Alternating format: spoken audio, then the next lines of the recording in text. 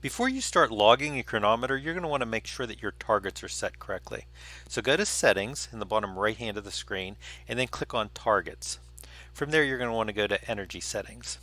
The first value you need to make sure is correct is your BMR. You can find this value on your in-body scan, or you can actually, Chronometer will calculate it for you, but the more accurate value will be from your in-body scan.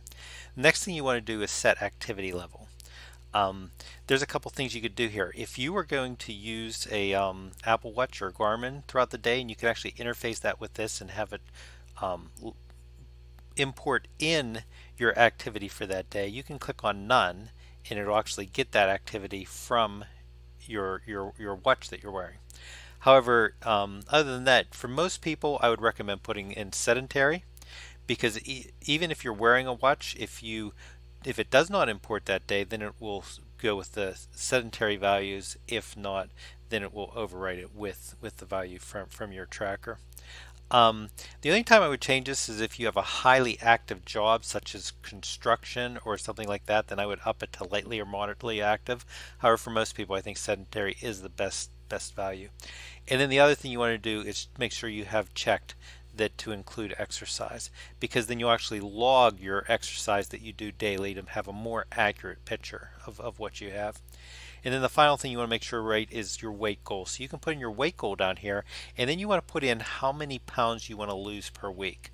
Recommend putting in around 1 to 1.5 pounds per week, because you have to remember you need to have the calories, because you're going to be building muscle while you're losing fat. So this will really be your net weight loss, which will also count based on how much muscle you're gaining. So really 1 to 1.5, unless you feel you're highly obese and have a lot to lose, you can go up to 2.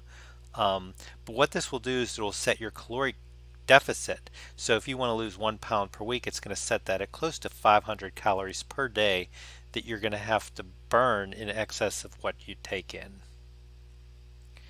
The next thing you want to verify is that your macros are set correctly. And your macros are going to default to 25% protein, 45% net carbs, 30% fat. Those are the recommended values, and they usually work out very well for everybody. The only thing you want to check with here is that you will be getting enough protein by only having 25% of your intake from protein. What you can do is, because you want to make sure that you have at least 1 gram of protein for every pound of lean body mass you have. And actually in our guide we show you how to calculate that.